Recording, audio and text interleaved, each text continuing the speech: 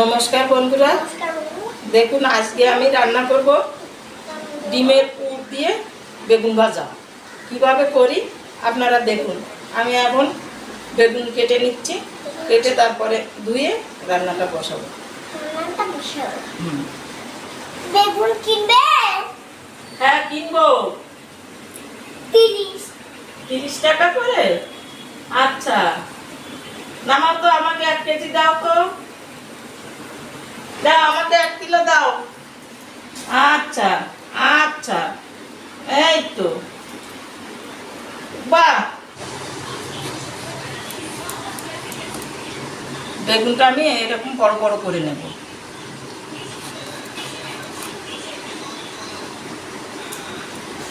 দেখুন, বেগুনটা পুর করার জন্য আমি বেগুনটা পাকা করে নিচ্ছি। কিভাবে করি দেখুন।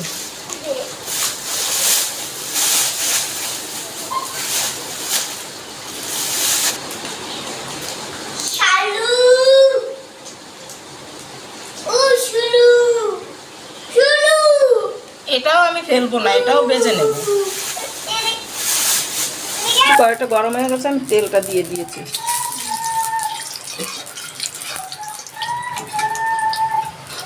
আমি দিয়ে দিচ্ছি 2টো পেঁয়াজ কেটে রেখেছে বৌমা, সেই পেঁয়াজ দুটো আমি একটু ভেজে নিচ্ছি।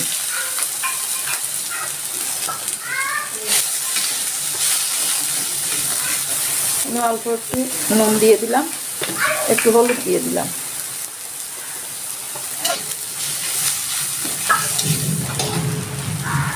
আমি অল্প একটু পেঁয়াজ তুলে রাখলাম দাদার জন্যে। এবার আমি দিয়ে দিচ্ছি লঙ্কা কুচি।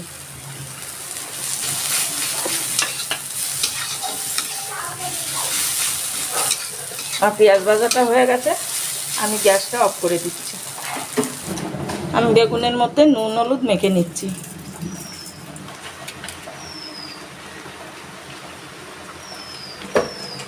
আমার নুন হলুদ মাখা হয়ে গেছে, আমি 5 মিনিটের জন্য রেখে দিচ্ছি। এইভাবে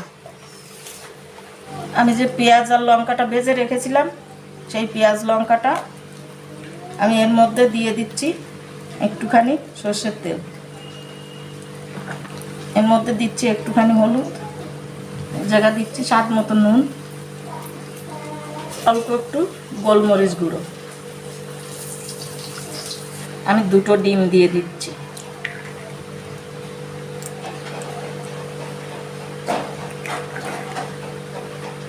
আমি এটা ভালো করে ফেটিয়ে নেব। আমি কড়াইতে আর একটু তেল দিয়ে দিচ্ছি। এই পেঁয়াজ ভাজা কড়াইতে আমি আঁচটা একদম কম করে দিয়েছি। এবার বেগুনটা দিয়ে দিলাম, দিয়ে দিচ্ছি ডিম।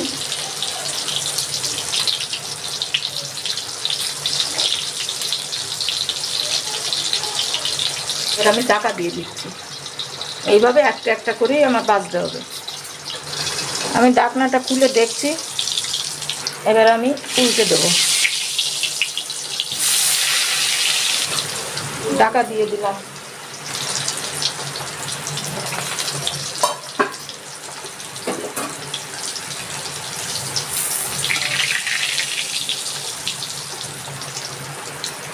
দেখুন বেগুনের যে সাইডটাও যে সিদ্ধ হয়ে গেছে, আমার এটা ভাজা হয়ে গেছে। আমি তুলে নিচ্ছি।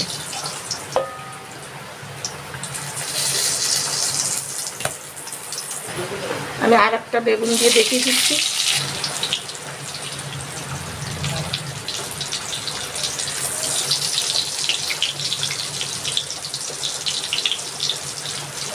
আমি ঢাকা দিয়ে দিচ্ছি। এইভাবে আমি আস্তে আস্তে সব বেগুনগুলো ভেজে তুলে নিচ্ছি।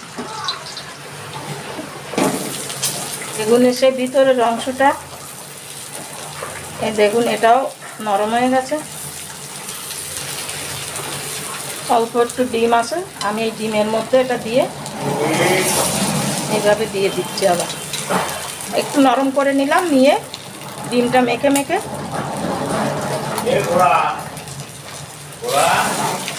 আর একটুখানি ঢাকা দিয়ে দেবো। দেখুন আমার বেগুন ভাজাটা হয়ে গেছে। আমি সব বেগুনগুলো এইভাবে ভেজে নিয়েছি।